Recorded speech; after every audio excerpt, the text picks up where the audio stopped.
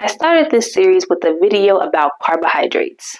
So in today's video, we're going to continue our education on the macromolecules with protein, the beloved macromolecule. Let's get into it.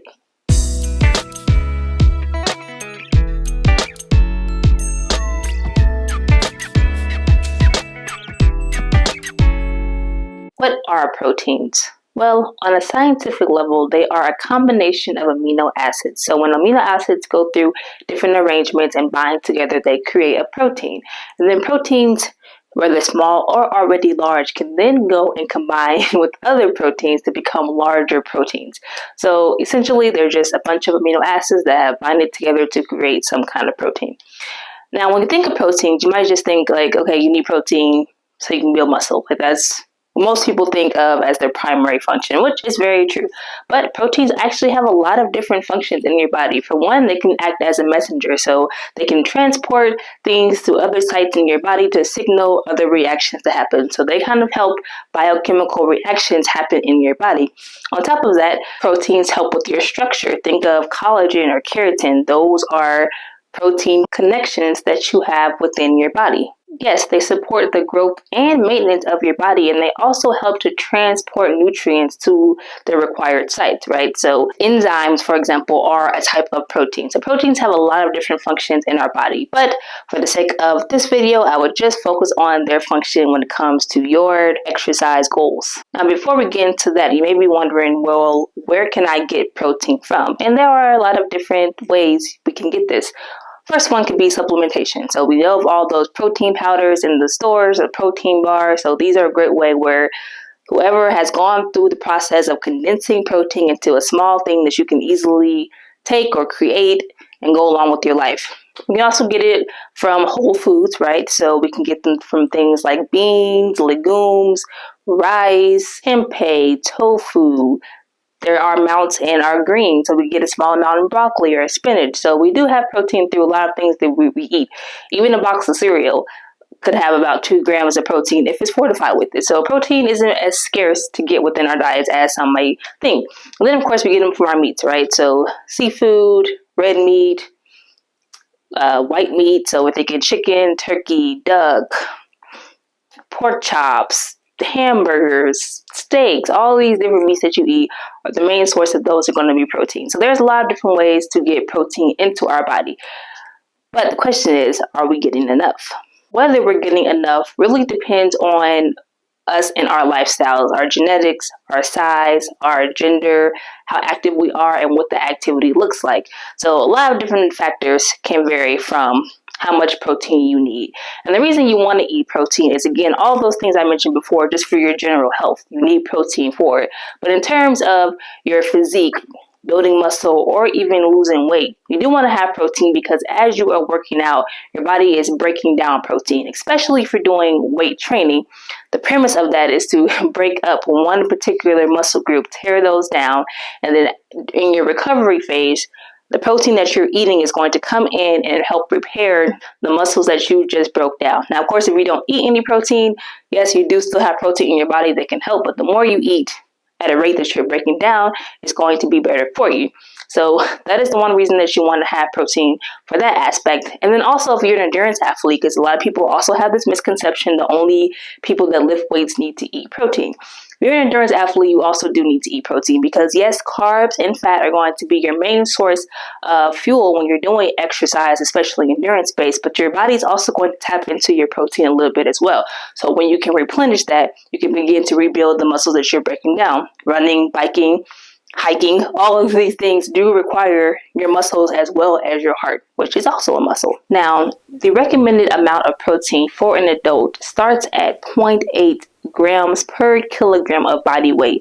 And the reason I say that this is starting is because it can go all the way up to 2 grams per kilogram of body weight, depending on your activity level. So again, we have to go back into what you're doing and what that is like. So if you, for the most part, don't do anything strenuous, you aren't a runner, you don't do too much activity, you don't do any weightlifting, you're just focusing on your general health, then 0.8 grams per kilogram is going to be a great starting point. It's going to be enough protein to help your body go through all the metabolic processes it has to go through, and it's going to help you replenish any protein that is broken down with the things that you do manage to accomplish throughout the day. Or if you like pounds, this is about 0.4 grams per pound. So if I were 150 pounds, I would need to get about 55 grams of protein a day just for general health. So when we think about it, that's not really that much. That's maybe like one steak for dinner, and maybe some scrambled eggs and like turkey bacon in the morning. Like that could probably be the end of your protein for that day. And then as we begin to increase our activity level, we also need to increase our protein. So once you start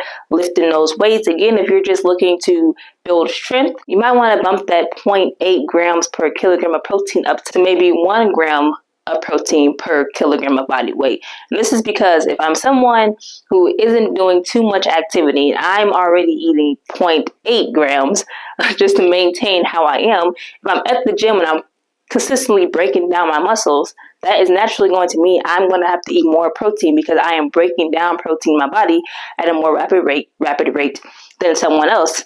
Similarly, if you are doing your weightlifting and maybe you're just doing 1 to 2 times a week, you aren't really doing anything too crazy, that's going to be a different amount of protein than for someone who is a bodybuilder, for example, who's working out 5 days a week, who's really, really like killing their muscles and breaking them down severely. They're going to need somewhere up between that 1 to 1.2 to maybe even 1.8 grams of protein per kilogram of body weight. So you see there's this scale. Same with endurance. If you're just a 10 to 15 minute run in the morning, that's going to be a different amount of protein level than for someone that's training for a half marathon or a marathon.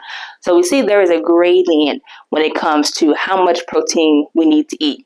I can't say how much for a specific person on here because each person is different. This is where you're going to have to do your own research, think about your own activity levels, think about what your goals are, and then adjust your protein levels for that. So whether you are on a weight loss journey or a muscle building journey, protein is going to be kind of the highlight of your nutrition. And the reasons for this is because, for one, like I mentioned before already, just that breakdown of your muscles and needing to repair that is going to be essential. But on top of that, protein helps with satiation.